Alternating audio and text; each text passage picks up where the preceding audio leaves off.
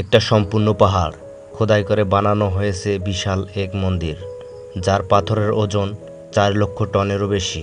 সময়টা ছিল আজ থেকে প্রায় 1500 বছর আগে।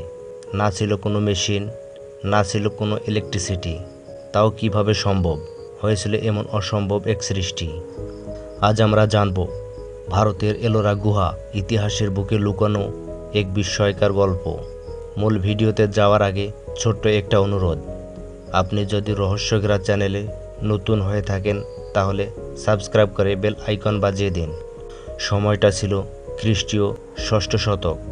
ভারত তখন ছিল এক সাংস্কৃতিক জাগরণের সময়। এক পাহাড়কে ঘিরে রাজারা সিদ্ধান্ত নিলেন, এখানে এমন এক সৃষ্টি হবে যা শুধু স্থাপত্যই না, হবে ধর্মীয় সহনশীলতার চিরন্তন প্রতীক। তারা শুরু করলেন এক গুহামালা খননের কাজ, যেখানে থাকবে বৌদ্ধ, হিন্দু আর জৈন ধর্মের সাধু সন্ন্যাসীদের বাসস্থান, উপাসনালয় ও ধ্যানের জায়গা। সবচেয়ে বিস্ময়কর হলো গুহা নাম্বার 16, যা আজ পরিচিত কৈলাস মন্দির নামে। রাজা কৃষ্ণা প্রথম 757 খ্রিস্টাব্দে এই মন্দির খননের নির্দেশ দেন। এটি একটানা পাথরের পাহাড় কেটে উপর থেকে নিচে বানানো হয়, যেন পর্বত নিজেই দেবতা, শিবের বাসস্থান হয়ে ওঠে।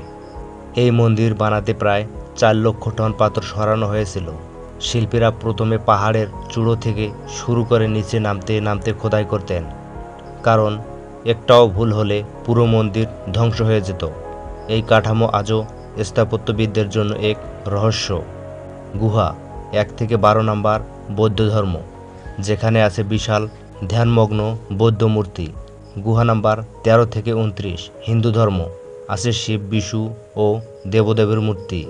গুহা 30 থেকে 34 জৈন ধর্ম, যেখানে সূক্ষ্ম ভাস্কর্য জৈন তীর্থকারদের উপস্থাপন করা হয়েছে। 3টি ভিন্ন ধর্ম এক পাহাড়ে কোনো রকম সংঘাত ছাড়াই শতাব্দীর পর শতাব্দী পাশাপাশি বিরাজ করেছে। এটাই ছিল প্রাচীন ভারতের আসল রূপ, সহনশীলতা, ঐক্য আর শিল্পের মহিমা। এলোরা গুহা অবস্থিত ভারতের মহারাষ্ট্র রাজ্যের ঔরঙ্গাবাদ জেলার কাছে। প্রায় 30 কিলোমিটার দূরে এই গুহামালা এখনও দাঁড়িয়ে আছে অটলভাবে। 1983 সালে এটি ইউনেস্কোর বিশ্ব ঐতিহ্যবাহী স্থান হিসাবে স্বীকৃতি পায়। প্রতি বছর হাজার হাজার পর্যটক এখানে আসে ইতিহাসের স্বাদ নিতে। প্রায় 500 বছর ধরে চলে এই বিশাল গুহাগুলোর নির্মাণ। তাতে অংশ নিয়েছিল অসংখ্য শ্রমিক, স্থপতি, ভাস্কর আর ধর্মগুরু।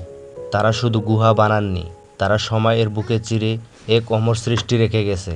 শুধু এটা পাহাড় বা মন্দির নয়, এটা প্রাচীন ভারতের হৃদয়, আত্মা আর সৃষ্টিশীলতা।